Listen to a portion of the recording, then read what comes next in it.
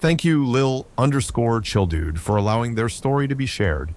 Check them out on the description below, and without further ado, let's get on to the story. The following is an excerpt from Zealation Reverend Pastor of Knowledge and Wisdom, Unub Ketat Guruji's letter to the Terran Federation Ambassador, Zhao Julius Nguyen. Date sent, Galactic Stardate, 12,984,526.1826353, November 17th, 2488. All Zealation within this excerpt has been translated to Terran Standard Language by the Terran History Archives. The discovery of your species was unexpected. We were sending expeditionary forces to the fringes of the galaxy in search of potential mining systems. Throughout the duration of the Alliance's existence, spanning millions of cycles, no species from the outer reaches of the galaxy, sapient, sentient, or not, have been recorded. In fact, all 8,254 species, up until that point who were ever discovered, all originated from within 30,000 light years of galactic core. We attributed this to the chaotic composition of these regions, packed with cosmic calamities among the likes of supernovae and unstable solar systems, that prevented meaningful evolution and development of intelligent life. No further attempts were made to find life there. As such, we were not prepared to stumble upon a lush, deep blue planet residing within system XBF1 18673. We marveled at your homeworld, at its ability to support such biodiversity, at its great, majestic oceans and continents that would have made the greatest gods silent in introspect. But most of all, we marveled at the rate at which a particular bipedal sapient species was evolving. First contact was not initiated for hundreds of cycles from the moment we discovered Homo sapiens, or thousands of years, until mankind had established a colony on another world and rudimentary FTL, officially cementing its place as an interplanetary civilization, thus proving itself competent and worthy of advancing to an interstellar civilization. That was a stage that every species went through, but most took hundreds of thousands of years to do it. Yours, however, was a peculiar case and warranted special attention, and we stationed many of our best xenologists on the 8th planet of Sol system to monitor the situation. But how fast you grew. By the time we had been able to send our scientists and build a small station there, since the initial expeditionary forces had delivered the news, humanity had already advanced from a civilization which just began the transition to an industrial one to one capable of nuclear fission. That in itself is an achievement that anyone should be tremendously proud of. But then, just as we were celebrating the news, our recon craft recorded mushroom clouds rapidly rising over one of the major islands. We all felt silent as the realization dawned on us. Another species had utilized nuclear fission in combat. This in itself is not something strange, but in many cases it signaled fast technological advancement that is uncontrollable, very likely leading to self-destruction and thus extinction for a species. But we still clung to our hopes and held our breaths as Earth's superpowers stockpiled their nuclear arsenal. We despaired at the prospect that humanity was overconsuming the planet's supply and ruining the environment. All we saw was a fractured, naive humanity. But still, we clung to our hopes. Mankind had endured so much just to get here. Surely, it must triumph against all dangers the universe threw right at it. And when we heard that Earth now had a unified government, that poverty and discrimination had been largely eradicated, that the environment was healing itself, and that now a human settlement had been set up on Mars, we rejoiced. Yes, mankind had survived the trial of the cosmos. On Galactic Stardate, 194,526,582.28455261 or January 1st, 2349, as the TFS Hawking engaged a successful warp jump to Alpha Centauri, we initiated first contact. As our scientific vessels lumbered above the prosperous cities of Earth, the reactions worldwide were mixed, some happy, some sad, some hopeful, some angry. But most were simply surprised.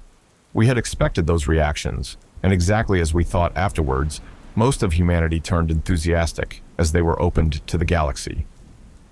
NAAPs and trade deals were secured, as mankind was eager to improve its position among the stars. Day by day, the worlds of the Terran Federation were filled by more and more races. Day by day, the the spaceports of the Federation became busier as customers rushed to buy Terran goods and luxurious cruisers, and merchant vessels of all kinds passed through Terran space. We watched with joy and even felt proud, as if we had given birth to humanity. When we were studying about humanity, we must say that we have not indulged much in learning about the human brain. Sure, we know humans are ingenious, and their brains do not prioritize logical thinking over emotional thinking, and a few other things, but not much else. Yes, we studied about human warfare, but have never really thought about the reasons behind that. We just assumed that a critical lack of resources or land was the problem. We never really thought about what would happen if mankind was to go to war with another alien species. On December 25th, 2416, just as the religious holiday of Christmas was being celebrated throughout the galaxy, monstrous fleets of warships that blocked out entire stars entered the galaxy through immense stargates and stated a message that resonated throughout the galaxy. We are the Avivan Empire. We are here to exterminate you. They responded to no attempts at diplomacy, nor tried to communicate further with us. The Galactic Alliance frantically scrambled a defense fleet of a magnitude never seen since the glorious conquering days of the Forerunners, as described in derelict graveyards, but to no avail. The Ivivian trampled on planets and star systems, massacred our troops and ships, and ran over system after system.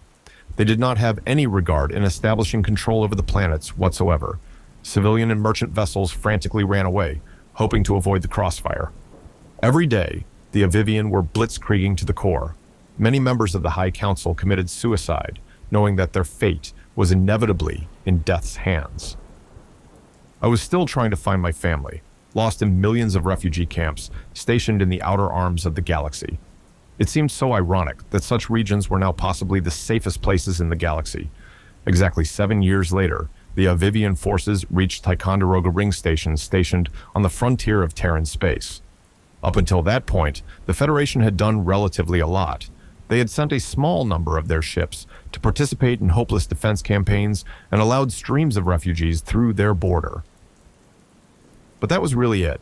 We completely understood those courses of actions. What else could they do?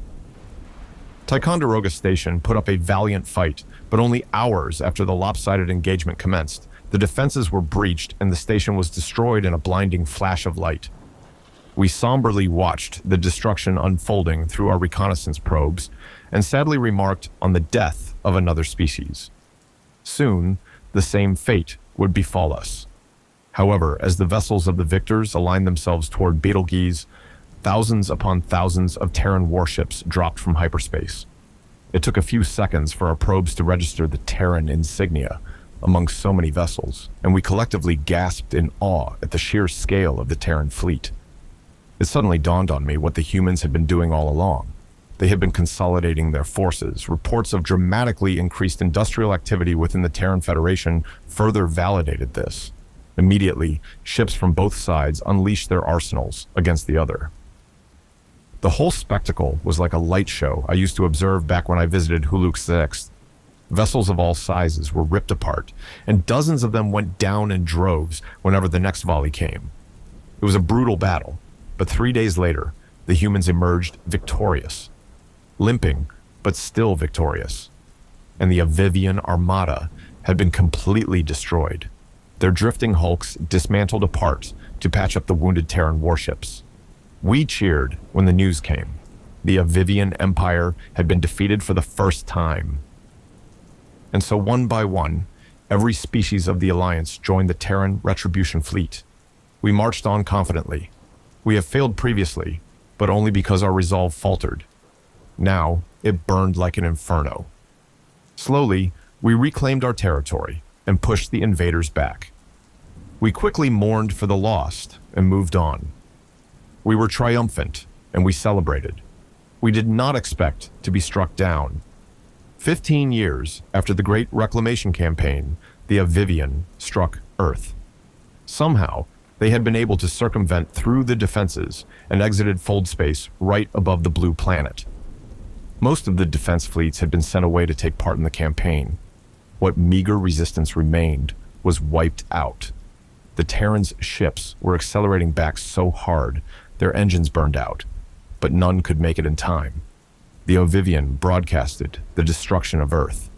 We watched helplessly in horror as they unloaded their planet cracker. We watched as an intense beam of energy struck Earth and cracked it apart. Her oceans boiled away.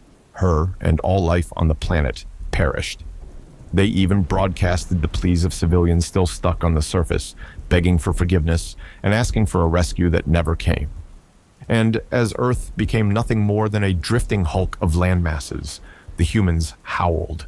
They howled and howled, long through the night. We shed tears for our comrades, for we understood the feeling of losing your home planet. It was the only time I had seen the humans allow themselves to be so vulnerable, and it was shocking. Humanity, a race of mighty warriors, and I fear that their fighting spirit has been extinguished. The following days, memorials were built, and we marched to express our condolences to humanity, a species that had sacrificed so much to help the galaxy fight back invaders. A species that, at the beginning, was pacifist and eager to bring prosperity to the galaxy through the means of trade, commerce, charity, and diplomacy. Now, they have been ripped apart from their very human condition. On January 1st, 2438, a human fleet admiral spoke in a Galactic Alliance meeting.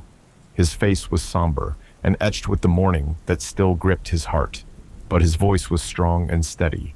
Nearly 3 millennia ago, on the planet of Earth, the Gauls, an ancient people, attacked a neighboring nation, the Roman Republic. Yes, it was a long time ago, back when the civilizations of Earth still had not entered the Industrial Revolution. The Roman Senate held a meeting to decide whether or not to evacuate and flee. The senators were all for running away. They dictated that the enemy forces were too overwhelming, that the circumstances were too adverse, and against their favors. It was then that a legionnaire spoke up the following words, whose name has long been lost to the wrinkles of time, confronting the senators.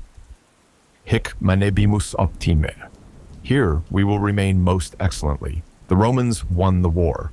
The event that happened 2 weeks ago will remain one of the worst tragedies in, dare I say, galactic history. Yes, humanity's homeworld has been completely destroyed. Yes, we are now an endangered species, per the Alliance's definition of not having a homeworld anymore. But would it be a cause for us to mourn eternally? For us to stop now? For how much have we sacrificed to get here? He paused for a moment, letting that sink in. Would it do the billions of lost souls, all of them good-willed soldiers and civilians, justice if now we simply just give up and accept our faith? He raised his voice, booming across the room. For hundreds of cycles, the Alliance had kept the Milky Way galaxy as its own. Now, are we just going to give it up the territory that the Forerunners had passed on to us? There were now murmurs of agreement. No, for even though one species may be broken and shattered, 1,000 more shall replace its place.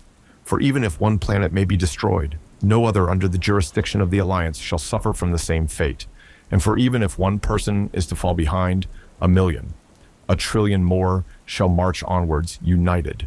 From now on, I declare that anywhere that a Galactic Alliance flag has been set up, that flag shall never be toppled again. There was now a ripple of energy and fire traveling through the galaxy. Say it with me. Hic manebimus optime. Here we will remain most excellently. In homes and houses, in space stations and underwater colonies, in bunkers and in refugee camps, the phrase was uttered again and again. Hic manebimus optime. Here we will remain most excellently. 30 years later, the flag of the Alliance was raised on the Ovivian homeworld. The cost was staggering. Tens of billions had died valiantly. But yes, we had done it. And that admiral himself, he went on to ram his flagship together with his crew in the Retribution campaign. I think you will know him by the name of Romulus Chuck. By now, I should be nearly 400 years old, according to the Terran Standard Calendar. The end is nearing for me. But as my final act, I hereby speak on behalf of the Zalatian Protectorate to request that our species be integrated within the Greater Terran Federation. And I and many others shall rest peacefully, knowing that our descendants shall finally rest.